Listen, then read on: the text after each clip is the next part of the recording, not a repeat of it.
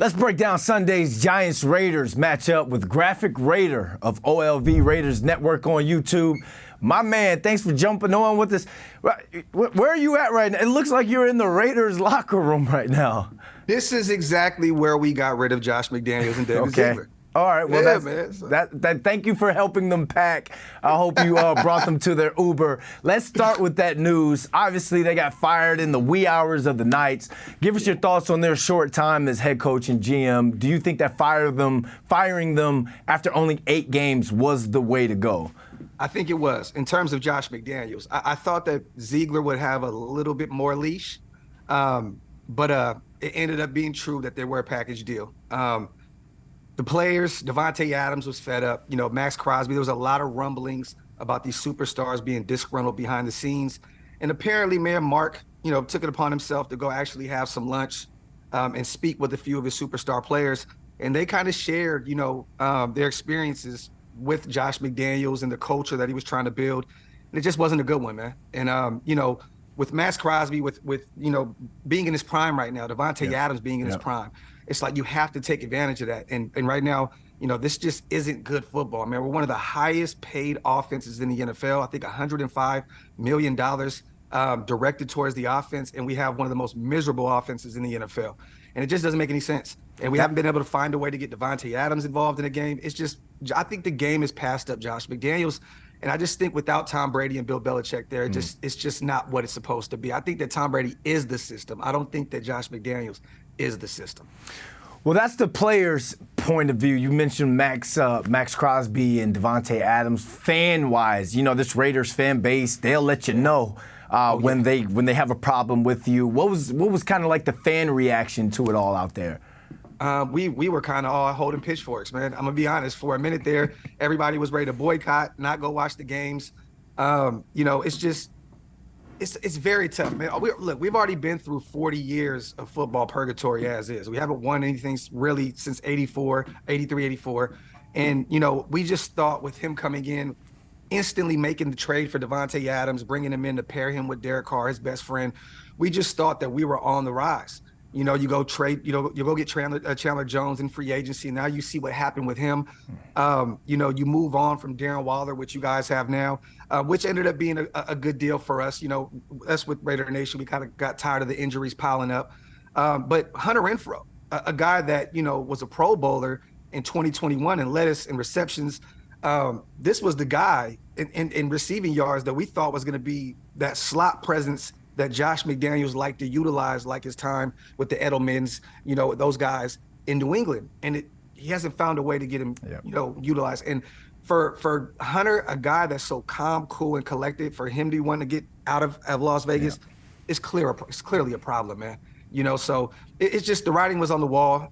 It looked as though the players weren't fighting for him against the Chicago Bears. It just was a terrible effort a few weeks back, and just another poor performance Monday night. It was time, man. Ziegler, though, was kind of a little shocked because, we haven't really got a chance to see what his first 2 drafts, look like. The first one doesn't look really too good outside of Dylan Parham, our starting left guard. But, with Zeus, our backup running back, and Britton Brown, a lot of these guys, they're not getting any reps, or they're on the IR for, Matthew Butler, another defensive tackle that's on the practice squad. Neil Farrell, he's a chief.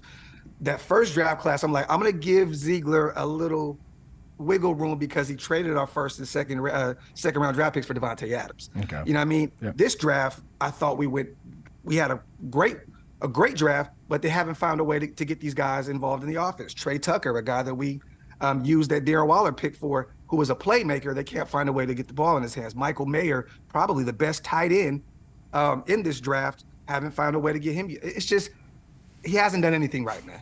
A whole laundry list of things you can list off right now, but it's a new day in Vegas. Interim head coach Antonio Pierce takes over. He knows the Giants organization very well. He's actually one of my former teammates. So what are you expecting from AP on his head coaching debut?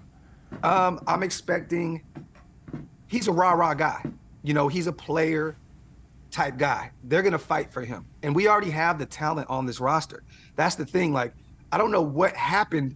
It had to have just been Ziegler in Josh McDaniels that happened to this team because there's so much talent across the board. The offensive line gotten worse, in year 2 under him. I think that these guys are going to come out and fight. I think Josh Jacobs is going to have his first 100-yard, game against the New York Giants. I think that Antonio Pierce is going to preach to these guys how much this game means to him because this is his former team. And I think Devontae and Max are going to they're going to feast this upcoming week because of it. And I like Antonio Pierce. I think he's going to allow his guys to do what they do. Patrick Graham, our defensive coordinator, which has looked good these past 2 or 3 weeks. I think he's not going to change too much on the defensive side of the ball. I just think that he's going to be that guy that the players can go to. He's going to be the guy that's going to be in those pressers saying, put it on me, it's my fault. He's not going to be the guy like Josh McDaniels throwing his players under the bus. Yeah. And I'm excited to see, these guys fight for him because he was a player. He knows what these guys are going through. And I'm just excited to see him on the sideline first time with a headset on, man. I'm really excited to see what he can look like against his former team. Yeah, you mentioned Patrick Graham. He was former Giants defensive coordinator. Seems like there's all types of ties in this game. We'll talk about the defense in a little bit. Let's talk about this offense. News broke that the Raiders are promoting quarterbacks coach Bo Hardegree to offensive coordinator. What do you think the Raiders offense is going to look like on Sunday with Hardegree calling the plays? And there's even more news. What's your thoughts on Jimmy G getting benched and the team going with Aidan O'Connell as QB1? I was a little shocked about the Bo Hardegree. I thought it was going to be Mick Lombardi. Then they ended up firing him. Then I thought it was going to be Scott Turner, a guy that we brought over from the Commanders. I thought maybe they would hand the keys to him. But to see Bo Hardegree was a shocker to me. I'm going to be honest. Just like it was a shocker that I seen Antonio Pierce. I thought Patrick Graham or Rob Ryan would have been the ones, one of those guys to be the head coach moving forward as the intern. But I expect not too much change. I think that he's just going to let the players go out there and play to their strengths. Yeah. It's a short week now without Josh McDaniels here. So maybe a little more vanilla offense. Josh McDaniels, he tries to overcomplicate things. He wants to look like the smartest guy in the room. And I'm not trying to beat him up now that he's not here, but it's just true. And I think that, with Bo, I think he's going to go out there. He's never been an offensive coordinator, in his career. I just think that he's going to go out there and say, look, you guys go play your game. You know the playbook. It's too early to change anything. Just go out there and play your game. And I'm excited about Aidan O'Connell. With Jimmy G and Brian Hoyer, you know what they're good at. You know what they're bad at. Most importantly, you know what they're bad at. You know what you're getting with these guys. With Aidan, he's the only question mark. And, when he came in against the Chargers last minute, had a poor game. I mean, he's a rookie. He hasn't had any real reps at the NFL level. Had a few fumbles, but he has the arm, to spread the defense out. And that's what we've been missing with Jimmy G. They've just been stacking the box and not allowing Josh Jacobs to get his game going. And with Aidan, he can let that thing fly. So I'm excited to see, what the young kid can do out of Purdue. He can make every pass. There's always been the comparison, with his throwing movement of Tom Brady. He has the velocity. He has everything it takes to get it done at the next level. I'm just excited to see, because he's a question mark. We don't know what he can do and what he can't do. We know what these other guys can and can't do. So I'm just excited to see what this kid can do. And it's a young quarterbacks league. It's not like back in the day where you can go get, one of these former all-pro first ballot guys and just they'll come in and win you a championship. This is the Patrick Mahomes league, the Josh Allen, the Joe Burrow league. I'm excited to see what this young guy can do Sunday against the Giants. Yeah, I'm waiting to see what Wink Martindale is going to do when it comes to how he's going to play him, how much time or how much film he's been able to watch. Because like you said, young guy came in late in that Chargers game, doesn't have too many reps to put on tape. But at the end of the day, you got to stop Davante Adams because the ball. I'm thinking at least 12 targets to Davante Adams. But that's going to be a great matchup to watch him against Tay Banks. He's been pretty lights out in terms of playing that corner in his rookie year for the New York Giants. Let's Riverside it. Talk defensively. Patrick Graham is your DC. Max Crosby is the man, 6.5 sacks on the year. It's looking like Daniel Jones is going to be back as quarterback one this Sunday. The Giants offense really doesn't score that much. So you think the Raiders defense has the advantage in this matchup, and why? I do. Daniel Jones, man, one thing he can do is escape the pocket and make plays with his legs. That offensive line has been really poor. out there for the Giants this year. I do expect Max Crosby to have a big game, especially with the news coming of Josh McDaniels, being relieved of his duties. I'm expecting a big game also from our other side, the edge rusher Tyree Wilson, our first round pick out of Texas Tech. You know what I mean? I truly believe that he's gonna unlock that full potential this weekend.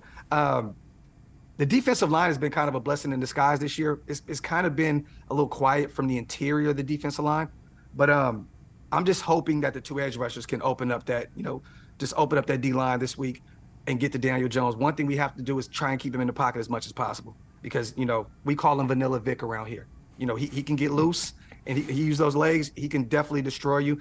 I know he's just coming back from that injury, so I don't know really what to expect from Daniel Jones. I kind of liked what Tyrod Taylor was looking like in that offense. That's not really saying much because we both have two poor offenses, but I think this weekend with Aidan O'Connell, the offense finally explodes. Yeah, man, Max, big day for Max. Yeah. Maybe even another pick six from the veteran Marcus Peters. He finally got his feet wet against Detroit.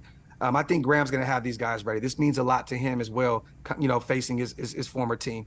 So, yeah, man, I don't really know what to expect from that offense. Is Darren Waller, is the hammy, is it there? Is he limited in practice, so it's one of those things where we're going to see how he feels, I guess, on game day. But Giants offense definitely needs him in that lineup. And then you got the receivers on the outside, the big play receivers. If they have time for Vanilla Vic to get the ball downfield, really push the ball downfield, and that's something Tyrod Taylor did very well. Yeah. So it's going to be interesting to see Daniel Jones, Mike Kafka go up against Patrick Graham, Max Crosby, and the rest of this Raiders defense. Graphk Raider, tell the people real quick where they can find you at. Oh, man, OLV Raiders Network on YouTube, Twitter, at Graphk Raider, and on Instagram, at Graphk916, also oaklasvegas.com. So salute to you, man. Hey, I want to say this, too. I can't wait to see Ja'Cory and Banks out there reuniting those Maryland boys. Okay. It's going to be some fun watching those guys out there at the corner position come Sunday, man. Yeah, it's going to be a great game, man. And can you tell whoever left their slippers out in the background? Come on, man. Clean that up. The locker room looks clean. That's a fine, bro. That's a fine. We appreciate you jumping on with us, man. Yes, sir. Appreciate you for having me, brother.